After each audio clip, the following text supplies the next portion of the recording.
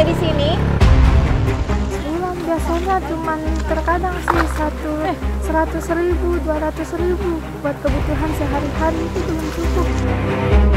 Ini sangat memprihatinkan sekali, Mbak. Semalam-malamnya kita belajar menggunakan lampu dari sumbu.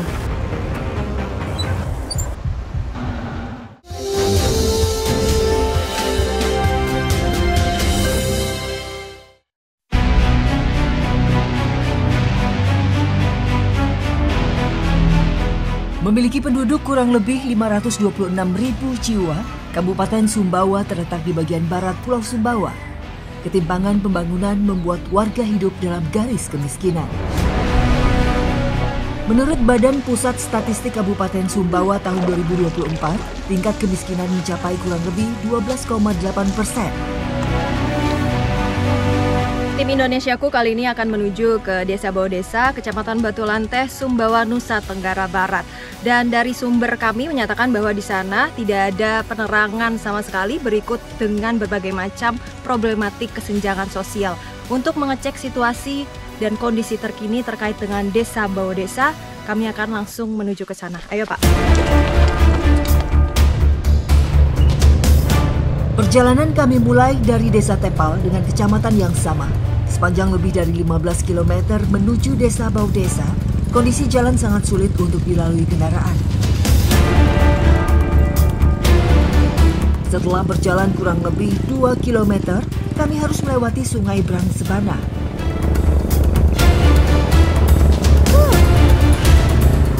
Amat sangat membahayakan jikalau warga desa harus melalui sungai yang ada di sini, dikarenakan seringkali motor para warga yang ada di sini terseret arus sungai. Ayo Pak, jalan lagi pelan-pelan.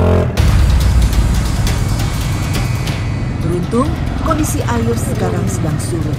Namun saat hujan tiba, ketinggian air bisa mencapai 3 meter. Dan warga terpaksa menunggu 2 jam hingga 2 hari sampai air surut kembali. Sulitnya akses membuat warga sering terisolasi. Padahal, jalan inilah yang menjadi akses satu-satunya keluar dan masuk warga Desa Bawdesa untuk menjual hasil bumi mereka. Akibatnya, roda perekonomian warga nyaris tak berputar sama sekali.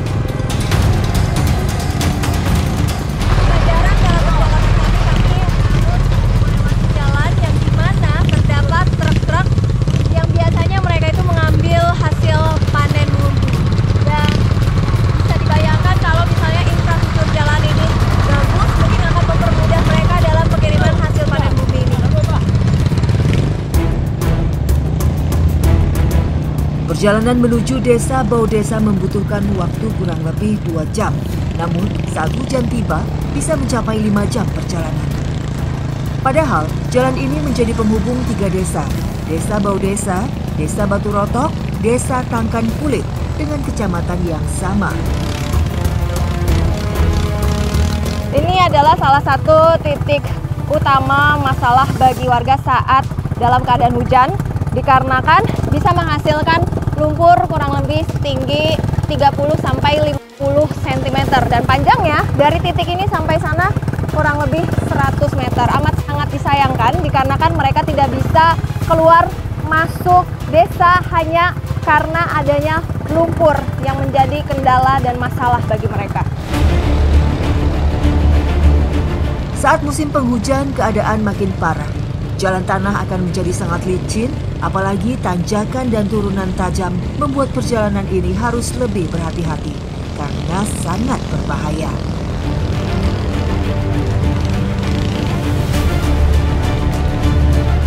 Entah sudah berapa kali warga meminta perbaikan jalan, sayangnya hingga kini tak kunjung ada jawaban.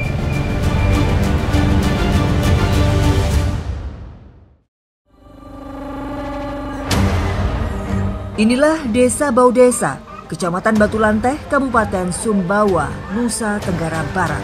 Terletak di ketinggian kurang lebih 800 meter di atas permukaan laut, memiliki warga kurang lebih 1.300 jiwa dengan mata pencarian sebagian besar sebagai petani.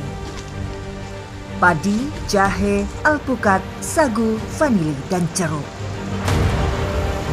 Selain bertani, ibu-ibu desa Bau Desa mengais rezeki menjadi penambang pasir saat menunggu hasil panen tiba. Kondisi ekonomi yang serba terbatas membuat mereka harus banting tulang, bekerja keras agar bisa mendapatkan penghasilan lain untuk menyambung hidup mereka. Ternyata ngambil pasir itu tidak mudah ya, dikarenakan dari tadi juga saya mencari pasir tapi yang saya dapatkan hanyalah batu. Karena tiap hari pekerjaan ibu-ibu ini adalah mengambil pasir sehingga makin lama pasir-pasir ini juga semakin berkurang dan itu mengurangi penghasilan mereka sebagai buruh pasir. Dengan peralatan yang seadanya, mereka terus mengisi karung-karung yang kosong. Saat ada pesanan dan proyek, mereka bekerja. Biasanya untuk membangun rumah dan proyek jalan desa. Jadi setelah mengambil pasir, ini ada beberapa campuran, diantaranya ada batu-batu ini yang harus dipilih karena nanti yang diambil itu dan yang dipergunakan adalah pasirnya. Jadi kami harus membuang-buang batunya lagi. Nah, sampai yang diambil pasir yang seperti ini. Dengan semangat mereka mengumpulkan dan memasukkan ke dalam karung. Salah satu pekerja, Liyawati, putus sekolah dan terpaksa menjadi buruh tambang pasir untuk membantu ekonomi keluarganya yang serba sulit.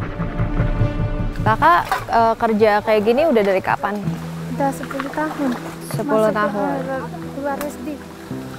Emang kakak nggak lanjut sekolah lagi gitu? Enggak sih, soalnya nggak punya biaya untuk sekolahnya karena orang tua. Emang kakak kayak gini dibayar berapa sih? Kalau biasanya satu belik itu 10.000 Kak. Belum nyampe sama 100.000 sehari. Sebulan kakak biasa pegang berapa? Sebulan biasanya cuman terkadang sih 100.000, 200.000 Kak. Dan itu buat keluarga? Saya buat keluarga, buat kebutuhan sehari-hari itu belum cukup Kak. Kakak emang nggak pengen apa misalnya kayak teman-teman yang lain udah bisa namatin SMP, SMA? Pengen sih tapi udah terlanjur Kak sekarang. Nggak bisa karena orang tua saya sakit udah 3 tahun. Sedih nggak? Sedih. Sedihnya gimana? Sakitnya sudah 3 tahun saya nggak tahu harus ngomong apa lagi Kak. Sampai orang tua saya, bapak saya harus banting tulang bekerja sendiri, saya yang jagain orang tua saya di rumah sendiri Kak. Seandainya kakak dapat kesempatan bisa sekolah lagi, kan sekarang ada paket C, paket B, kakak masih mau nggak sekolah? Mau sih. Berarti kakak sebenarnya mau lanjut ke pesantren ya? Selain faktor akses jalan yang harus dipenuhi oleh pemerintah, ini juga dibutuhkan yang namanya pendidikan. Dikarenakan banyak sekali khususnya warga desa yang berada di pelosok itu tidak mengetahui adanya program pemerintah seperti paket C, paket B yang bisa memudahkan mereka untuk sekolah. Setelah semua karung terisi pasir, kemudian dibawa ke tempat penampung pasir. Upah buruh tambang pasir dipatok Rp10.000 per karung dengan berat kurang lebih 15 kg. Rata-rata sehari mereka mendapatkan 6 karung, artinya 60.000 yang bisa mereka bawa pulang. Namun pekerjaan itu tak setiap hari didapat. Saat ada pesanan saja mereka bekerja. Jadi dalam sehari biasanya ibu-ibu ini akan bolak-balik dari sungai menuju ke tempat penampungan pasir sampai 5 kali. Ini saya berat aja 5 kilo, itu udah keberatan banget. Belum lagi jalannya kayak gini. Apalagi seperti ibu ini yang beratnya bisa mencapai 15 sampai 20 kilo. Tapi susah payah dan jerih payah yang seperti ini itu hanya diupahin 10.000 saja per bilik ini. Bisa dibayangkan ironinya untuk mendapatkan hasil yang tidak setara dengan jerih payah ataupun keringat yang dihasilkan oleh ibu-ibu warga desa Bau Desa.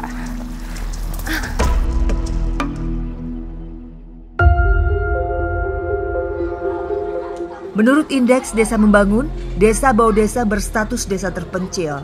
Warga Bau Desa berharap memperoleh hak yang sama. Apalagi kondisi ekonomi selama ini mereka hidup serba terbatas, termasuk ketika jatuh sakit. Pak, ini jadinya sakit apa, Pak? Ini pasiennya sakit stroke, Mbak, karena tekanan darah tingginya 200.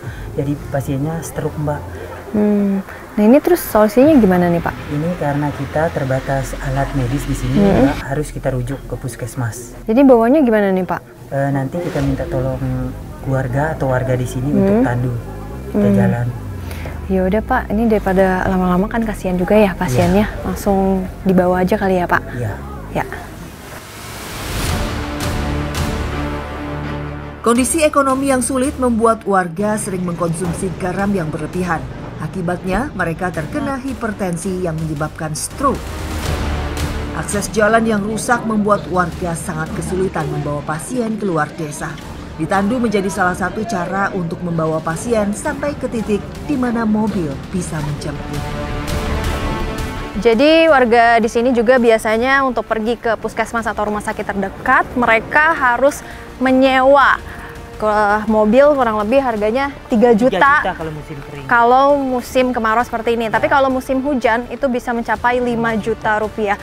Bayangkan pasien sedang sakit, tapi mereka juga harus merogoh kocek yang dalam hanya untuk pergi ke rumah sakit. Saat musim penghujan datang, jalan yang masih berupa tanah merah tak dapat dilalui kendaraan roda 4. Warga pun secara bergotong royong bergantian menandu pasien sejauh 20 km di titik ambulan atau mobil bisa menjemput.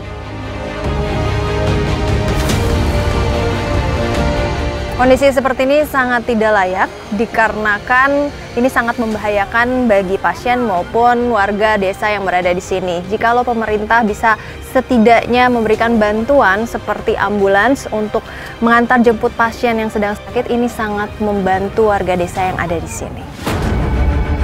Saat kemarau, hanya kendaraan roda 4 saja yang memiliki jarak tanah dengan sumbu roda yang tinggi yang bisa masuk ke desa. Jadi kami hanya bisa membantu sampai sini saja dikarenakan jarak puskesmas terdekat itu mencapai 60 km. Dan di sini sudah terlihat ya kondisi jalan juga masih tidak layak dan kami tidak bisa membayangkan bagaimana keadaan pasien ketika memasuki mobil yang seperti itu. Jarak puskesmas yang jauh, kurang lebih 60 km, biasanya kendaraan roda 4 membutuhkan waktu 5 jam agar sampai ke puskesmas yang terletak di kota kecamatan Batu Lantai.